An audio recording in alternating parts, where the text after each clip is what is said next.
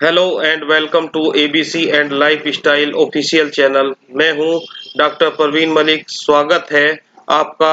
आज इस वीडियो में हम BSc agriculture honours third year six same के क्रॉप इम्प्रूवमेंट सेकंड रबी पेपर के यूनिट फर्स्ट के टॉपिक सेंटर ऑफ ओरिजिन को डिस्कस करेंगे। यहाँ पर आप देखो, ये इसका सिलेबस है। क्रॉप इम्प्रूवमेंट सेकंड रबी का ये इसके थ्योरी का पार्ट है। पहला सेंटर ऑफ ओरिजिन, दूसरा distribution of species wide relative in different crops, तीसरा पॉइंट हमारा है सीरियल्स बीट्स में, दूसरा पल्सिस चिकपी पिया में। ऑयल सीड है, ऑयल सीड में हमारा rape seed and mustard and sunflower है। कैश क्रॉप में हमारा शुगर केन है। वेजिटेबल में हमारा पोटैटो है। फिर मेजर ब्रीडिंग ऑब्जेक्टिव में एंड बाकी ये आपका ये प्रोसीजर हो गया, इंक्लूडिंग कन्वेंशनल हो गया। और ये उसके बाद में हमारा ये इस तरीके से आगे हम इस सिलेबस को देख सकते हैं, पूरा का पूरा जो बना हुआ है। इसमें हम बायोटिक एबायोटिक के बारे में बता सकते हैं, टॉलरेंस क्या है, फिजिकल केमिकल न्यूट्रिशन, ये सब जो है आपका जैसे हाइब्रिड सीड प्रोडक्शन टेक्नोलॉजी होगी रबी क्रॉप की, ये सब हम इस वाले सिलेबस में रीड करते हैं। इसमें ideotype concept, climate, resilient crop variety of future, इन सब का जो है हम स्टडी करते हैं क्रॉप इम्प्रूवमेंट सेकंड रबी में। ये इसके प्रैक्टिकल का पार्ट है, जिसमें हमारा सबसे पहला एक्सपेरिमेंट है study of floral biology. Okay, चलो आइए चलते हैं हम अपने फर्स्ट यूनिट में। फर्स्ट जो हमारा टॉपिक है सेंटर ऑफ ओरिजिन, उसके बारे में आज हम डिस्कस करेंगे। देखिए, देखो सेंटर ऑफ ओरिजिन क्या होता है। देखिए, सेंटर ऑफ ओरिजिन यानी कि जन्म स्थान, उसको हम सेंटर ऑफ ओरिजिन बोलते हैं। सिंपल वे में आप कह सकते हैं किसी भी ऑर्गेनिज्म का जो जन्म स्थान है उसको हम सेंटर ऑफ ओरिजिन कहते हैं। देखो यहाँ पे क्या है, जो एक साइंटिस्ट थे हमारे NI वेल्विलो, इसके द्वारा इसको सबसे पहले आइडेंटिफाई किया गया था 1926 में। देखो, जो ये साइंटिस्ट है हमारे NI वेल्विलो, ये डायरेक्टर थे इंस्टीट्यूट ऑफ प्लांट इंडस्ट्री में, जो लेनिन ग्राद शहर में स्थित है। दूसरी बात क्या है कि जो हमारा सेंटर ऑफ ओरिजिन है उसको हम वर्तमान में centre of diversity of crop plant के नाम से भी जाना जाता है। ओके, देखो इसमें उसके बाद में हमारा अगला हेडिंग आया कि जो हमारे एक साइंटिस्ट थे APD कैंडोली 1886, पहली बार ये कॉन्सेप्ट APD कैंडोले ने दिया था। और ये टेक्सोनोमी में भी इनका बहुत बड़ा कंट्रीब्यूशन है। देखो, इन्होंने एक बात कही कि the cultivated plants originated from wild plant, यानी कि इसका मतलब ये है कि जो हमारे कल्टीवेटेड प्लांट्स है उनकी उत्पत्ति वाइल्ड प्लांट यानी कि जंगली पौधों से हुई है। दूसरा फिर वही, यानी कि इसका कंट्रीब्यूशन कहाँ है, हॉर्टिकल्चर में। इन्होंने एक बुक लिखी थी जिसका नाम था ओरिजिन ऑफ क्रॉप प्लांट। इसने फर्स्ट टाइम एक सेंटर ऑफ ओरिजिन का टॉपिक प्रपोज किया था इस वाली बुक में। कौन सी बुक है, बुक का नाम क्या है, ओरिजिन ऑफ क्रॉप प्लांट। उस और देखिए, जो कैंडोले सर का जो कॉन्सेप्ट था उसको आगे चलकर NI वेल्विलो 1922 से 30, यानी कि अराउंड 10 से 11 साल इसने जो है इसमें काम किया। और वो क्या थे, एक रशियन साइंटिस्ट थे, जेनेटिस्ट साइंटिस्ट थे।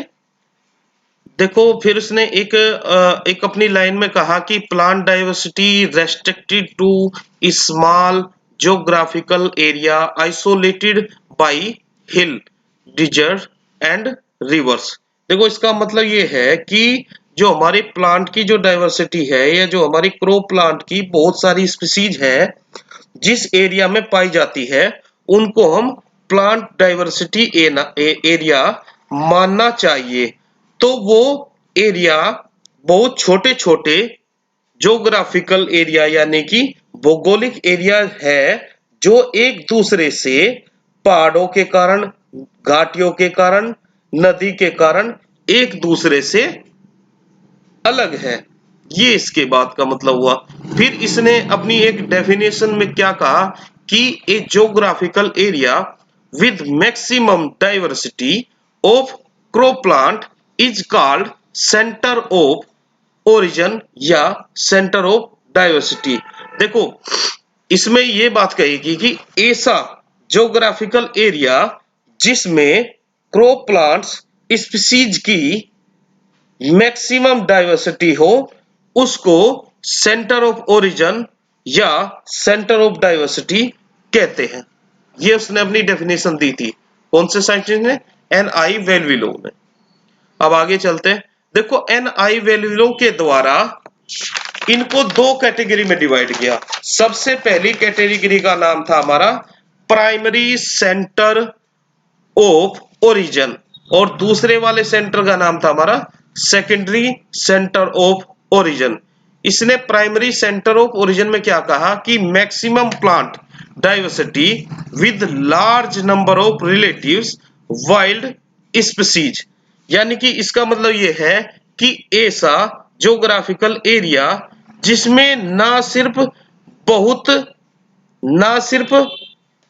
प्लांट डाइवर्सिटी बहुत हाई हो बल्कि किसी क्रॉप प्लांट के वाइल्ड रिलेटिव भी बहुत बड़ी संख्या में पाए जाते हो, उसे प्राइमरी सेंटर ऑफ ओरिजिन मानते हैं। ये इसका मतलब हो गया। अब हम बात करते हैं दूसरे की। दूसरा है हमारा सेकेंडरी सेंटर ऑफ ओरिजिन, यानी कि उन क्षेत्रों को मानते हैं जहां केवल स्पीसीज डाइवर्सिटी होती है, किसी क्रॉप प्लांट के वाइल्ड रिलेटिव्स उस स्थान पर नहीं पाए जाते हैं, उसे सेकेंडरी सेंटर ऑफ ओरिजिन मानते हैं। देखो दोनों का हमें पता लग गया कि क्या होता है। फिर उसने अपनी एक लाइन में कहा था कि जो वेल्विलोव ने argument that plant were not domesticated somewhere in the world at random but that their region where domestication started।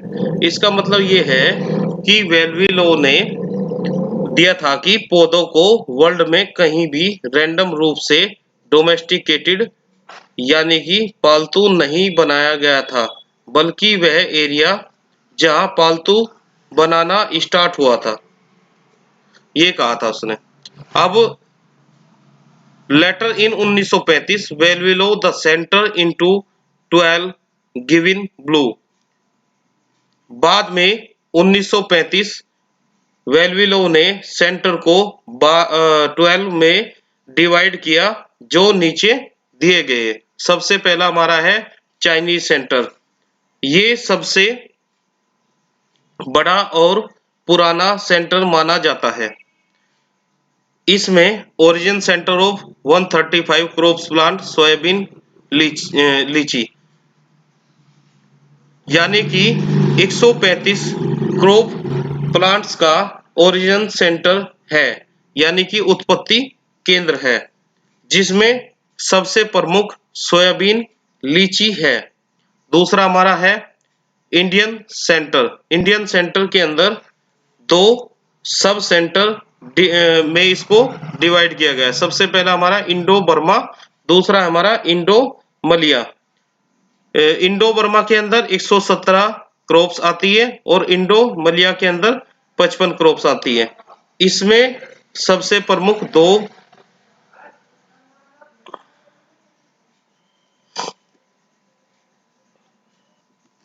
Crop है, राइस और मैंगो। तीसरा हमारा है इंडो मलयन सेंटर। चौथा हमारा है सेंट्रल एशियाटिक, जो 43 क्रॉप्स की स्पीसीज की उत्पत्ति या ओरिजिन मानी जाती है, जिसमें bread wheat Triticum aestivum L सबसे प्रमुख क्रॉप है। पांचवा हमारा है मेडिटरेनियन, जिसमें 84 क्रॉप्स, जिसमें कैपेज यानी कि बंद गोभी प्रमुख क्रॉप है। छठा हमारा है प्रेशियन, सातवां प्रेशियन सेंटर। सातवां हमारा है एबीसियन सेंटर। आठवां हमारा है साउथ अमेरिकन सेंटर, जिसमें 3 सब सेंटर है। सबसे पहला हमारा पीरू सब सेंटर, दूसरा हमारा चिलियन सब सेंटर, तीसरा हमारा ब्राजीलियन सब सेंटर। इसमें हमारी 3 प्रमुख क्रॉप है, जिसमें 3 प्रमुख क्रॉप है। इसमें 62 क्रॉप्स की स्पीसीज की उत्पत्ति मानी जाती है, जिसमें 3 प्रमुख क्रॉप है, पोटैटो, पपाया, टोमेटो। 9 हमारा है सेंट्रल अमेरिकन सेंटर, जिसमें 48 क्रॉप्स की स्पीसीज की उत्पत्ति मानी जाती है, जिसमें हमारी 1 प्रमुख क्रॉप है, जो है कॉटन। 10वां हमारा चिलियन सेंटर है। 11वां हमारा ब्राजीलियन परग्वाइन सेंटर। 12वां हमारा नॉर्थन अमेरिकन सेंटर। ऐसे ही और में कह सकते हैं हम इन सेंटरों को कि on the basis of analysis from 100 और 1000 of collection Vavilov proposed 8 primary centres. यानी कि इसका मतलब ये हुआ कि 100 और 1000 कलेक्शन के एनालिसिस के बेस पर वेलविलो ने इसको 8 प्राइमरी सेंटर में प्रपोज किया था, जिसमें ओल्ड वर्ल्ड है और हमारा न्यू वर्ल्ड है। ओल्ड वर्ल्ड के अंदर हमारे 6 सेंटर्स आते हैं, जिसमें सबसे पहला चाइना है। चाइना के अंदर चाइनीज कैबेज है और सोयाबीन है। इंडिया के अंदर हमारे 2 सब सेंटर है, इंडो बर्मा और सियम मलाया जावा। इसके अंदर कौन कौन सी क्रॉप प्रमुख है? पहले के अंदर हमारी क्यूकबर से एग प्लांट है, पिगोनपिया है। दूसरे के अंदर हमारा है कोकोनट, राइस, शुगर केन है। तीसरा सेंटर हमारा है सेंट्रल एशियाटिक। इसके अंदर प्रमुख क्रॉप कौन कौन सी है? क्रॉप, बार्ले, ओट्स, फिग्स, पिया। देखो, ओट्स को बोलते हैं हम जेई, बार्ले को बोलते हैं हम जौ, इसको बोलते हैं हम अंजीर, इसको बोलते हैं हम मटर। चौथा हमारा है नियर ईस्टर्न। पांचवा हमारा है एबीसियन। सातवां हमारा है छठा हमारा है मेडिटेरियन। इसके अंदर प्रमुख क्रॉप है हमारी अलमोड्स, कैबेज यानी कि पत्ता गोभी, ओलिव्स यानी कि जैतून। न्यू वर्ल्ड के अंदर हमारी 2 सेंटर है। पहला 2 सेंटर है, जो 7वें नंबर पे आता है। 7वें को बोलेंगे हम सेंट्रल अमेरिकन, जो मैक्सिको या सेंट्रल अमेरिका भी इसको बोल सकते हैं। इसके अंदर 2 प्रमुख क्रॉप है, मेज और टोमेटो। 8वां हमारा है साउथ अमेरिकन। इसके अंदर 2 सब सेंटर है। पहला है हमारा पीरू, दूसरा हमारा है इक्वाडोर, फिर हमारा है बोलिविया। इसके अंदर 3 प्रमुख क्रॉप है, पेपर सी यानी कि मिर्च, पोटैटो, रबर। दूसरे सब सेंटर में है चिली है, और तीसरे सब सेंटर में हमारा ब्राजील या ब्राजील एंड पेरागुआन है। इसी के साथ हमारा आज का टॉपिक यहीं खत्म होता है। अगर आपको ये वीडियो पसंद आई तो चैनल को लाइक एंड सब्सक्राइब जरूर कर देना। मिलते हैं नेक्स्ट वीडियो।